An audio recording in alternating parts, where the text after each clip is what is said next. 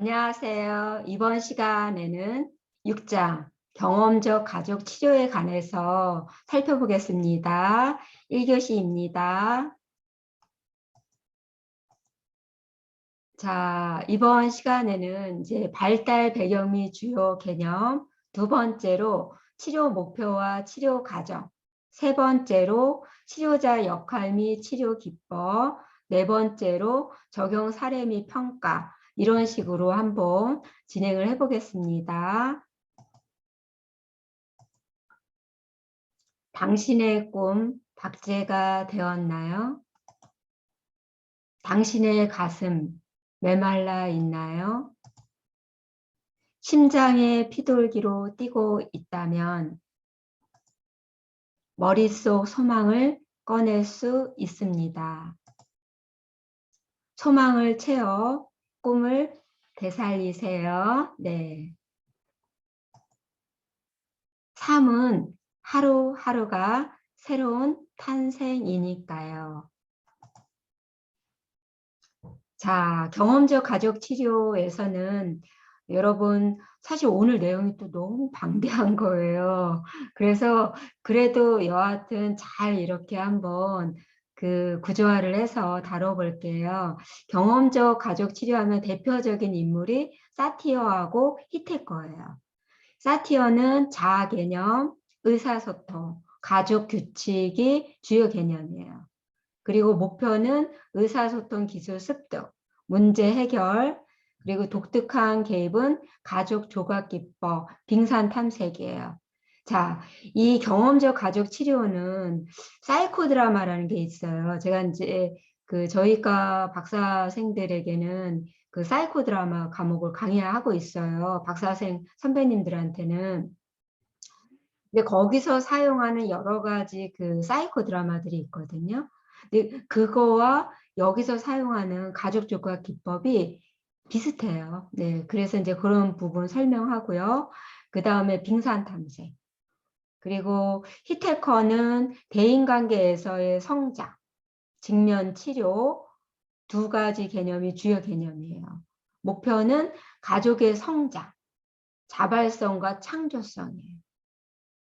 독특한 개입은 공동치료, 또 자아활용, 직면하기입니다.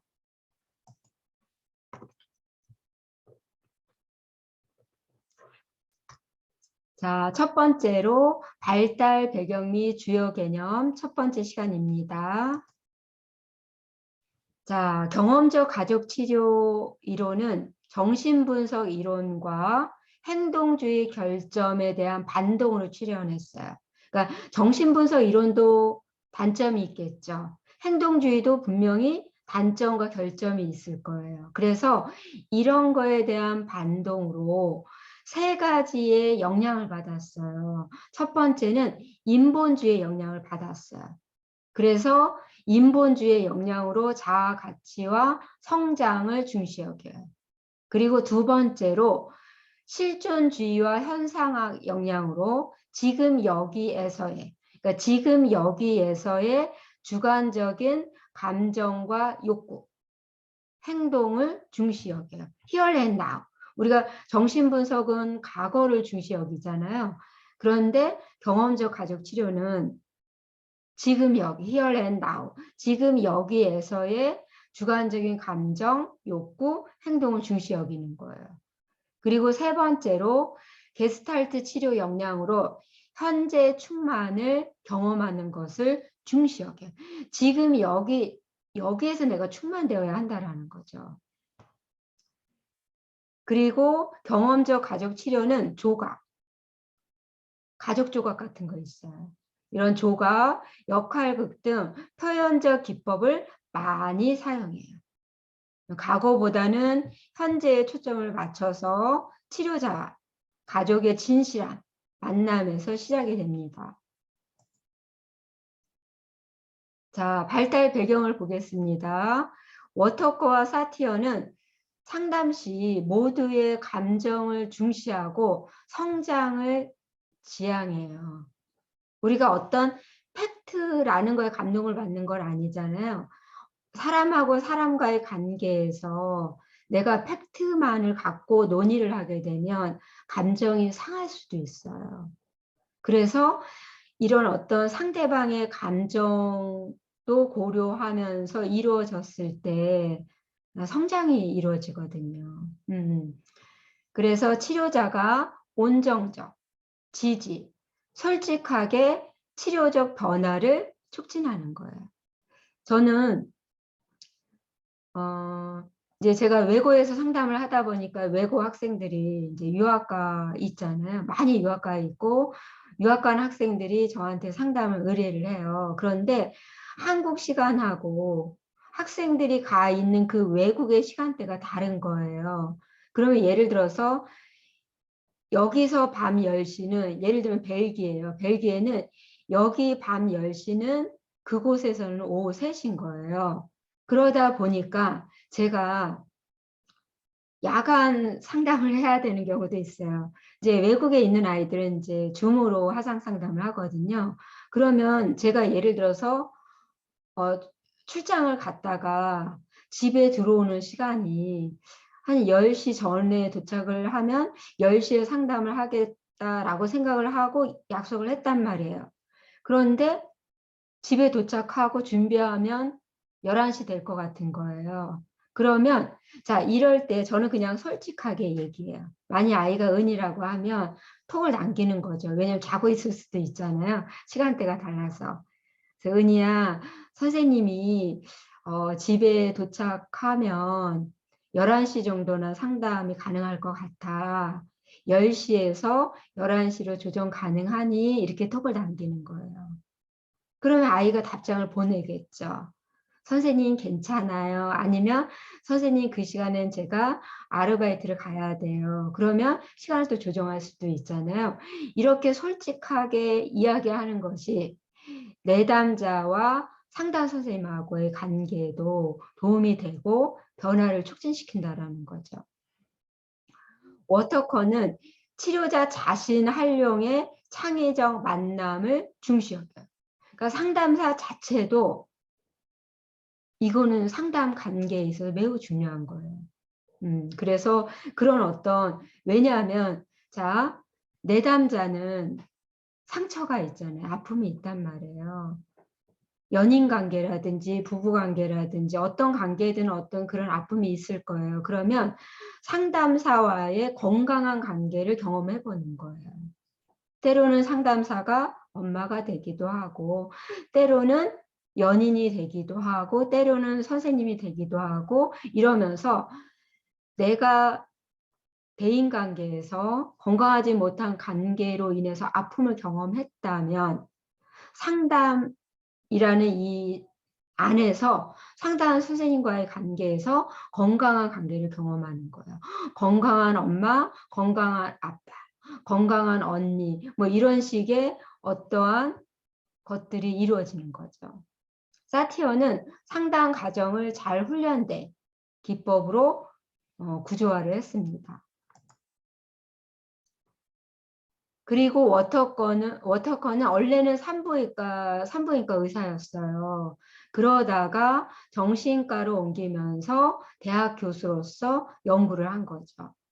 감정에 대한 저항을 깨는 어떤 직면 기법, 또 직관을 많이 사용하고 있어요. 왜냐하면 상담을 하다 보면 감정에 함몰되어 있을 수가 있어요. 그럴 때 딱 직면 기법을 하는 거죠. 자, 예를 들어서 엄마랑 딸이 상담을 받으러 왔어요. 선생님이 물었어요. 딸이 만약 민이라고 하면 민이야 오늘 점심 때 뭐 먹었니? 그랬더니 민이가 대답하기 전에 엄마가 우리 딸은 점심 때 이걸 먹었어요. 그래서 또 아침에는 뭐 먹었니? 민이야 이렇게 물었는데 아침에는 된장찌개 먹었어요 라고 엄마가 예를 들어서 얘기한단 말이에요. 그러면 그럴 때 지금 예를 들어서 민이 엄마가 유리 씨라고 하면 유리 씨가 따님인 민이의 대변자 역할을 하고 계시네요. 이렇게 하는 거죠. 그러니까 엄마도 자각을 못한 거죠. 왜 내가 딸과의 관계가 이렇게 건강하지 못한가를 잘 모르고 있었는데 자신도 모르게 늘 딸의 대변자 역할을 했던 거예요. 그러니까 딸은 말할 기회가 없었던 거죠. 왜냐하면 엄마가 다 말을 하니까. 이런 식의 어떤 직면 기법과 직관을 많이 사용합니다. 가족의 감수성 증가와 개개인의 방어 기제가 이렇게 좀 이런 방어 기제를 조금 감소시키고 자발성을 촉진하는 것을 강조하고 있어요. 그리고 치료자의 역전이를 막을 방법으로 공동치료가 더 효과적이라고 주장하고 있는 거죠. 그러니까 왜냐하면 상담사하고 내담자의 관계에서 또 역전이가 일어날 수도 있잖아요. 전이하고 역전이라는 게 있어요. 전이라는 것은 뭐냐면 예를 들어서 철수라는 남자아이가 아빠를 미워한단 말이에요. 예를 들어서 청소년인데. 그런데 상담 선생님이 남자예요. 아빠랑 닮았어요. 그러면 상담 선생님을 아버지로 동일시하면서 계속 상담 선생님한테 어떠한 공격적인 언행을 할 수도 있단 말이에요. 이런 게 전이에요. 그런데 상담 선생님이 내담자가 상담 선생님을 아빠라고 생각을 하고 동일시하면서 전이가 일어나는데 똑같이 역전이는 뭐냐면 똑같이 내가 이거에 대해서 불편한 마음을 갖고 이 부분에 대해서 차라리 너랑 상담하지 않겠어 이러면서 상담 선생님이 아버지가 돼서 너가 나 미워하니까 나도 너 미워할 거야 이러면서 아이하고 내담자하고 상담 선생님이 싸우고 있다. 이거 안 좋은 거죠. 아이가 이거는 선생님을 미워하고 선생님을 공격하는 것이 아니라 상담 과정 중에 전이가 일어난 것인데 상담 선생님이 이것을 자각하지 못하고 똑같이 역전이가 일어날 수 있다는 거죠. 그 문제가 되겠죠. 또 이런 경우도 있어요. 내가 연인 관계에서 내가 실현을 당했어요. 그러면 내담자가 막 그 상담 선생님을 나의 약혼자라고 생각을 하고 막 사랑을 고백을 하고 막 이럴 수 있단 말이에요. 그런데 그것은 진짜 사랑이 아니거든요. 그런데 상담 선생님이 내담자가 계속해서 구애를 하니까 이것을 내가 사랑이라고 생각하고 내가 똑같이 사랑에 빠졌다. 이 역전인 거죠. 그래서 그건 건강하지 못한 거죠. 그래서 그런 예를 들어 전이가 일어나면 그 전이를 잘 다뤄서 건강한 인간관계로 승화를 시켜야 되거든요. 그런데 성숙되지 못한 상담사는 초기에 그런 일이 벌어질 수도 있어요. 그래서 그런 것들을 막을 방법으로 공동치료가 더 효과적이라고 주장한 거죠. 그 다음에 사티어를 살펴보겠습니다. 이 사티어는 교육학 학부의 임상사회사업 석사로, 그러니까 사회사업가인데 임상 사회사업 석사로 가족치료연구소를 개업했어요. 우리가 석사 이상이면 상담소를 개업할 수 있거든요. 세무서에 이렇게 신고해서 사업자 등록 내고 내가 상담소를 오픈할 수 있단 말이에요. 그런 것처럼 사티어도 가족치료연구소를 개업한 거죠. 그래서 사회사업학을 전공한 온정적 성격의 양육적 치료 여성이에요. 우리가 사회복지 마인드가 있는 상담사하고 사회복지 마인드가 없는 상담사는요. 상담을 할 때 좀 달라요. 그러니까 우리가 일단 복지 마인드가 있는 상담사는 내담자가 어떤 내담자에도 상관없이 다 이들을 품고 안고 엄마 마음으로 상담하는 경우가 많아요. 온정적인 경향이 있는 거죠. 그런데 복지 마인드가 없어요. 그러면 상당히 이성적으로 상담할 가능성이 있을 수 있어요. 그리고 사티어는 사티어 하면 의사소통 빼놓을 수가 없잖아요. 의사소통 치료자로 자아 존중감, 가족 규칙을 매우 중시 여겨요. 자, 사티어의 치료적 신념하고 가정을 보겠습니다. 변화는 누구에게나 언제든지 가능하다라는 거죠. 변화가 쉽지는 않아요. 아침에 늦게 일어나던 사람이 갑자기 일찍 일어날 수 없거든요. 그러나 결단을 하면 단박에 결단하고 내가 동기가 강력해지면요. 할 수 있다라는 거예요. 그리고 두 번째, 누구나 현실에서 성장할 수 있는 적응력을 갖는다라는 거죠. 세 번째는 대부분 스트레스 시 익숙한 선택을 한다라는 거죠. 그러니까 평상시에는 내가 막 배우고 익혀서 건강하게 행동하다가도 스트레스를 너무 많이 받으면 원래 자기가 했던 패턴 있잖아요. 그 패턴대로 할 수 있어요.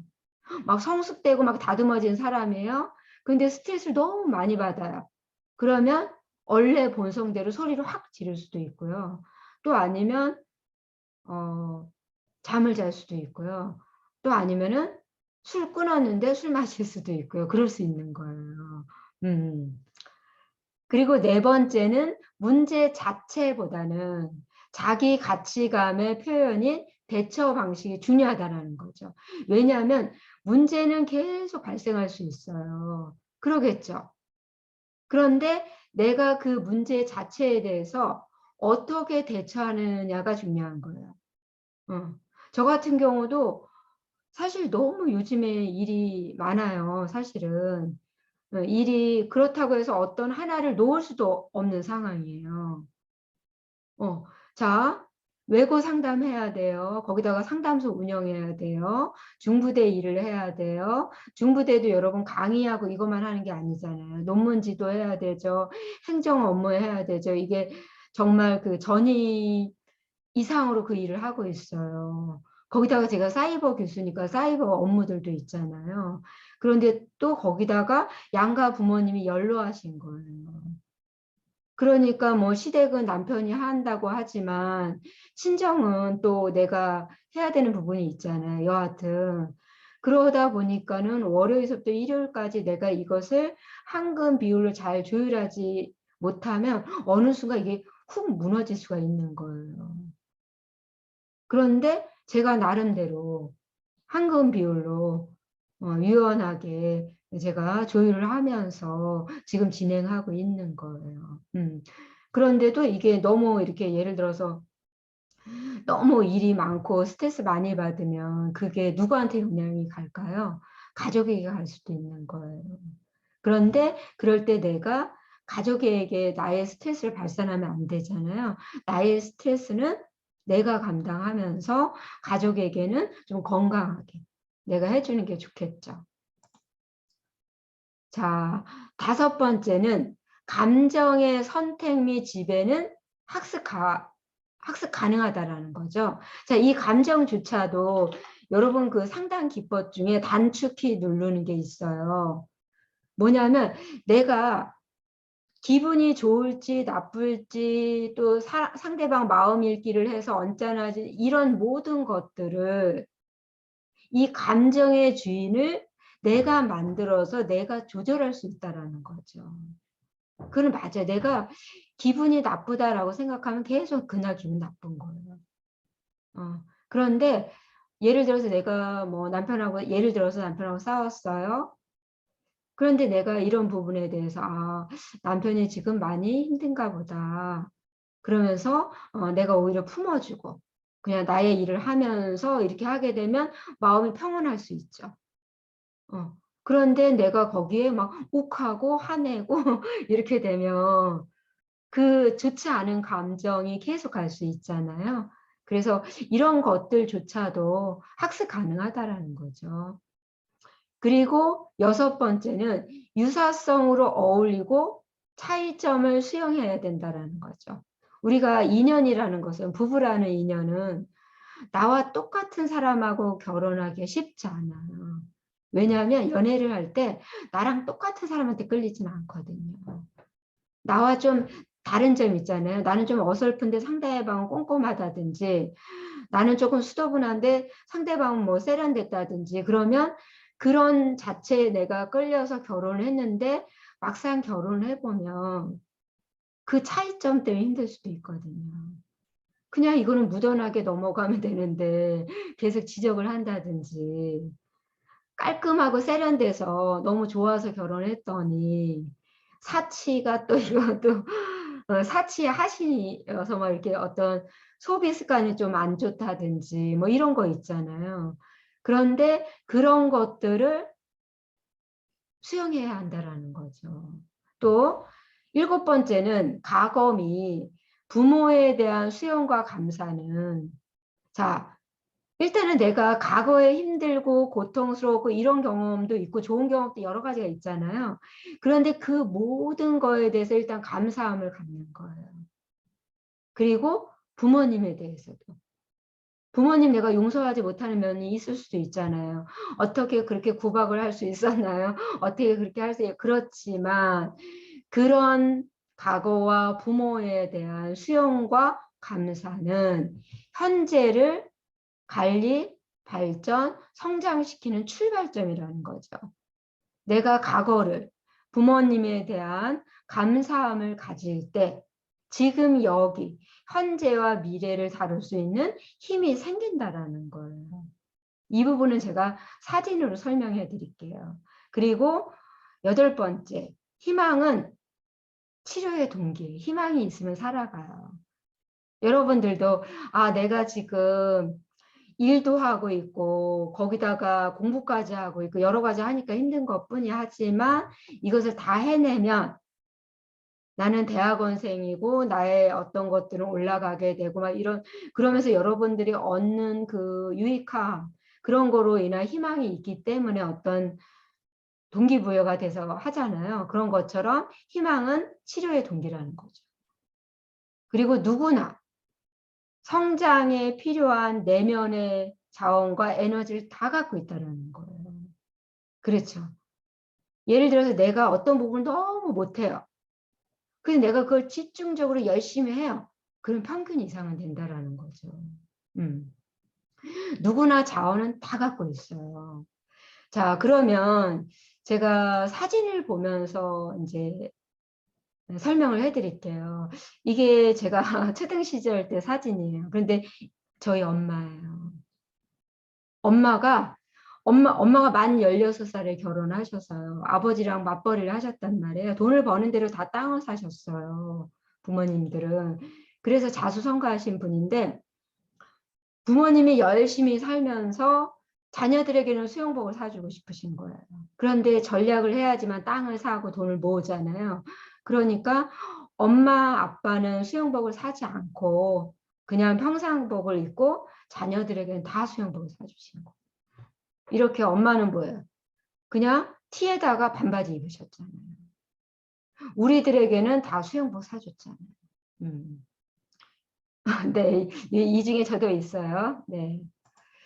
그리고 아버지의 참교육을 볼게요. 자, 어린 시절에 제가 파주에 살았기 때문에 이게 이런 어떤 논이나 이런 데를 이렇게 물을 넣어서 이렇게 스케이트장을 만들었거든요.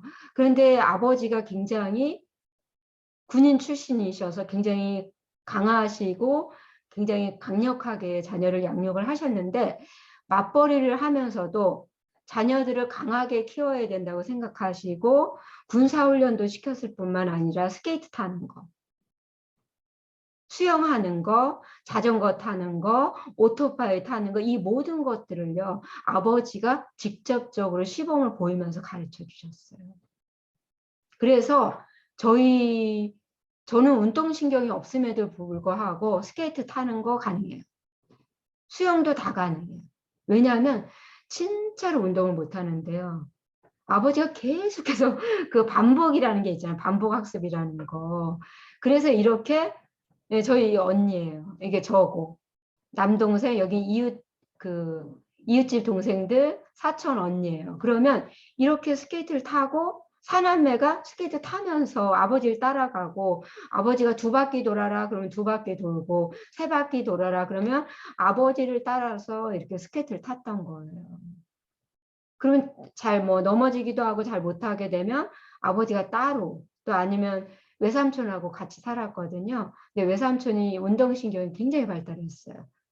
그러면 외삼촌이 1대1로 가르쳐 주셨어요. 그런 식으로 아버지에 대한 감사함이 있는 거죠. 또,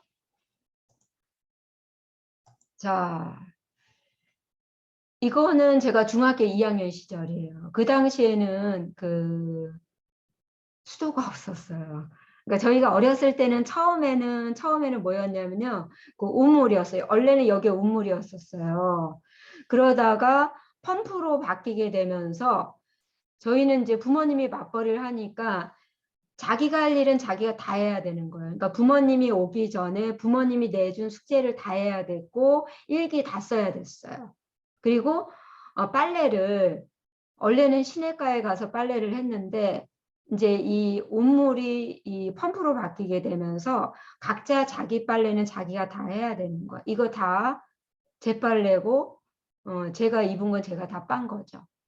이게 아마 3월 달 정도인 것 같아요. 그리고 설거지 해놓고 밥 해놓고 집안 청소 깔끔하게 사남매가 업무 분장을 해서 이것을 깔끔하게 다 해놓고 숙제까지 다 해놓고 부모님을 기다렸거든요. 마당에 판자 같은 거 깔아놓고 노래 부르면서 저녁 노을 보면서 엄마 아빠가 언제 오시는지. 그러면 엄마 아빠 기다리는 동안 너무 배고프잖아요. 그러면 이제 옥수수 삶아 먹고 뭐 삶아 먹고 그러면 한 밤 10시 정도에 엄마 아빠가 퇴근을 해요. 그러면 엄마가 부랴부랴 그때 또 우리가 준비해 놓은 거에 추가로 뭐 생선을 굽는다든지 찌개를 더 끓인다든지 해서 앞마당에서 뭐 겨울에는 집 방 안에서 먹었지만 조금 뭐 날씨가 괜찮다 그러면 앞마당에서 같이 식사를 하고 그렇게 했거든요. 그러니까 예를 들어서 아니 어떻게 중학생한테 빨래를 시키나요? 그렇게 생각하지 않았다라는 거죠. 내 빨래는 내가 하고 내 교복은 내가 다림질하고 이런 식으로 성장했기 때문에 스스로 해결할 수 있는 힘이 생긴 거죠. 그러니까 감사한 마음이 드는 거예요. 그리고 또 부모님이 학구열이 엄청났었어요. 그래서 부모님이 저를 그냥 우리 뭐 윤정이는 우리 사남매는 나의 작품이야. 나의 작품은 내가 책임지는 거야. 그래서 원래 동네 사람들이 무슨 딸을 박사학위를 보내냐고 막 그랬어요. 그러면 아버지가 뭐라 그랬냐면 그런 소리 하면 당장 나가시라고. 내 딸은 내 작품이다. 그러니까 내가 책임진다. 딱 이러면서 제가 막 논문을 쓴다든지 뭘 한다든지 그러면요. 엄청나게 물질적 지원을 다 하셨어요. 그리고 우리 딸이 얼마나 이 파주에서 또 숙명여대, 대학원을 숙명여대 나왔거든요. 숙대까지 멀리 다니냐고 힘들지 않을까 해서 직접 제가 공부하고 있는데 엄마 아빠가 깜짝 방문하셔갖고 공부하냐고 힘들지 그러면서 이제 맛있는 거 사주시고 그리고 이제 엄마 아빠는 먼저 가고 저는 이제 학교에서 수업을 듣다가 왔거든요. 그래서 뭐 그때는 뭐 워낙 공부하느냐고 신경을 썼기 때문에 아주 제 볼이 터져 나갔죠. 네. 그리고 또 이제 어머님에 대한 또 고마움이에요. 지금은 이제 90대세요. 그런데 20년 가까이 이제 어머님하고 같이 살았거든요. 그런데 같이 살 때는 잘 자각을 못 했는데 이제 분가를 해서 살다 보니까 어머님 덕분에 제가 제대로 일을 할 수 있었던 거예요. 남편하고 저랑. 그래서 어머님의 그런 헌신적인 사랑, 또 헌신적인 이런 것들이 있었기 때문에 제가 아이를 양육하는데 어려움을 느껴본 적이 없거든요. 그냥 마냥 행복했었거든요. 왜냐하면 제가 직장 생활하는데 엄청나게 도와주셨죠. 아이 뭐 저는 아이를 어린이집에 7세까지 초등학교 들어가기 전까지 그냥 1살 되는 순간부터 어린이집에 맡겨서 어린이집에서 아이가 성장했거든요. 그리고 어머님이 이렇게 돌봐주시고 했기 때문에 지금 되돌아보면 너무너무 감사한 거예요. 이런 식으로 내가 살아온 나의 삶에 대해서 나의 과거와 또 부모님에 대한 감사함을 가질 때 지금 여기를 다룰 수 있는 힘이 생깁니다. 여러분 너무 고맙죠? 부모님 사랑해 주세요. 전화 한 번이라도 하고 또 만나기도 하면서 여러분이 받은 은혜를 이렇게 해주는 그런 멋진 자녀이기를 바라겠습니다. 그리고 이제 주요 개념을 살펴보겠습니다. 이 주요 개념은 자아 존중감하고 자기 가치감이에요. 그래서 이 자아 존중감하고 자기 가치감은 자신에게 가지는 애착, 애착이 정서적 유대잖아요. 애착, 사랑, 신뢰, 존중입니다.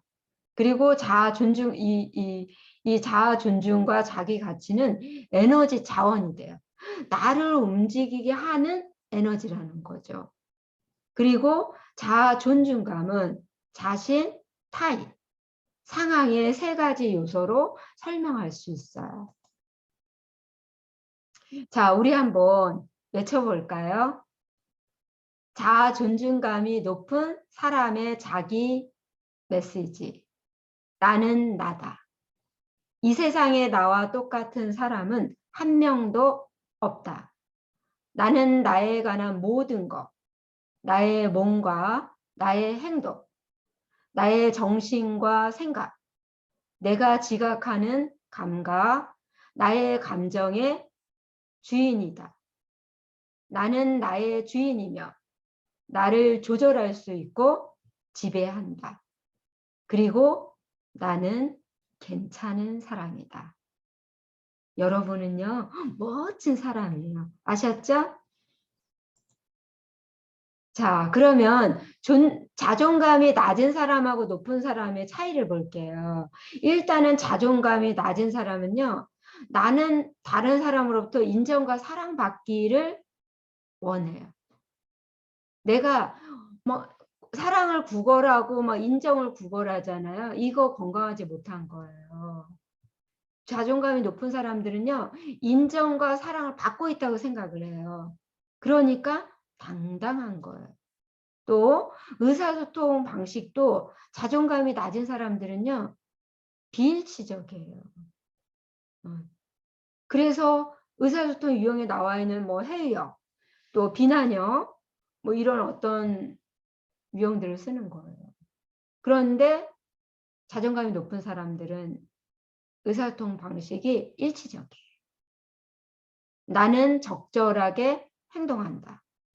나와 다른 사람의 차이점을 존중한다. 왜냐하면 나와 다른 사람을 다르다라는 거를 존중하는 게 중요하잖아요. 또 나는 다른 사람들을 수용한다. 나는 주어진 상황을 받아들인다. 이런 사람들이 자존감이 높은 사람들이에요. 뿐만 아니라 자존감이 높은 사람들은 자신감이 있고 적절하며 능률적인 태도를 취합니다. 그런데 자존감이 낮은 사람들은 경직되어 있고 공격적이고 비굴하고 산만한 태도를 보일 가능성이 높아요. 그리고 자존감이 낮은 사람들은 어떤 상황이 벌어졌어요. 그러면 자존감이 낮은 사람들은요, 반사적으로 반응해요. 욱 하고 반응해요. 그런데 자존감이 높은 사람들은 상황에 적절하게 반응해요. 그리고 자신의 삶에 대해서 스스로 선택하고 선택한 것에 대해서 책임지고 살아가는 거예요. 그리고 행동 기준의 잣대가요. 어떤 행동을 내가 기준을 세울 때 잣대가 자기에게 있어요. 정직하고 신뢰감을 줄 뿐 아니라요. 감정을 수용하고 신뢰감을 주고 그리고 기꺼이 새로운 것을 시도합니다. 그러니까 현재와 미래를 위해서 사는 거야. 변화를 시도합니다. 반면에 건강하지 못한 자존감이 낮은 사람들은 자신이 바라는 대로 살지 못해요. 마치 끌려다니듯이 살고 규칙과 의무, 왜냐하면 규칙이라든지 의무라든지 이런 것들은요. 상황에 따라서 얼마든지 바뀔 수 있는 거예요. 유연하게 바뀔 수 있어야 돼요. 그런데 그 규칙이나 의무감에 그 틀에 자신을 가둬두고 살 수도 있어요. 그리고 행동의 기준이 잣대가 외부에 있는 거예요. 기분이 좋았다가도 다른 사람이 뭐라고 하면 또 기분 나빠지고 다른 사람이 어떻게 바라볼까 이런 거에 신경을 쓰는 거죠.